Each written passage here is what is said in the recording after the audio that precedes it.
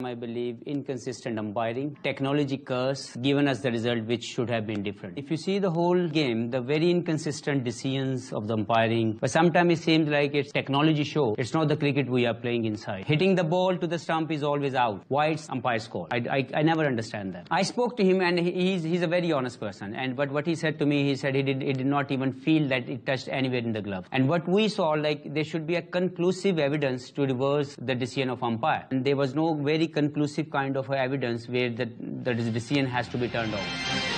جی ہاں، محمد حفیظ کی بات آپ نے سنی ٹیم ڈائریکٹر کی. عبدالرؤف تو ہمارے ساتھ ہیں، شاہد ہاشمی صاحب نے بھی ہمیں جوائن کیا ہے. شاہد صاحب السلام علیکم، ویلکم ٹو دا شو. سب سے پہلے یہ بتائیے گا، what in the world is technology curse? نئی ٹرمینالوجی ہم سنتے ہیں آبویسلی، اسی لیے پروفیسر کہتے ہیں حفیظ کو. کیا کہیں گے شاہد صاحب؟ آپ کو میری آواز آ رہی ہے؟ شاہد صاحب کو آواز نہیں آ رہی ہے. رؤف کی طرف واپس بڑھیں گے. رؤف مجھے بتائیے گا کہ یہ کچھ زیادہ کمپلین نہیں کرنے لگے محمد حفیظ آج کل؟ دیکھیں، میرا خیال ہے کہ جتنے ان کے اپنے فالٹس ہیں وہ انڈر کارپیٹ ڈال رہے ہیں، اور میرا خیال ہے کہ یہ کوئی بالکل بھی سینس نہیں بنتی کہ آپ جو انوینشن ہے، سائنس کی لیٹسٹ انوینشنز ہیں اور جو لیٹسٹ ٹیکنالوجیز ہیں، آپ اس پہ آواز اٹھائیں، کیونکہ یہ 21ویں صدی ہے اور سائنس نے اور ٹیکنالوجی نے بہت زیادہ ترقی کی ہے. پہلے دیکھیں کہ سنیکو میٹر تھا، سنیکو میٹر سے پھر ہاٹ اسپاٹ آیا، ہاٹ اسپاٹ سے پھر اس کے بعد یہ ابھی الٹرا ایج وغیرہ آ گیا. تو یہ جو انوینشنز سائنس کی ہیں، لیٹسٹ ٹیکنالوجیز، یہ تو انٹروڈیوس ہوتی رہیں گی. بلکہ اب یہ لیٹسٹ یہ آ گیا کہ اگر کوئی بالر نو بال بھی کرتا ہے تو وہ جو آپ کی وکٹیں ہیں، آپ کو وہ سائن دے دیں گے کہ اس کا جو پاؤں ہے باہر چلا گیا. تو آپ کیسے ان کو ڈکلائن کر سکتے ہیں کہ جو لیٹسٹ ٹیکنالوجی ہے؟ اور اس کے بعد میرا خیال ہے کہ پاکستان کرکٹ بورڈ کو جب لوگ اپوائنٹ کرتے ہیں تو ان کو سوچ سمجھ کر کرنا چاہیے کہ، اور پھر میں اس لیے بار بار بات کرتا ہوں، ایمفاسائز کرتا ہوں کہ یہ جو آپ ایجوکیشن ہے، ایجوکیشن کیوں ضروری ہے؟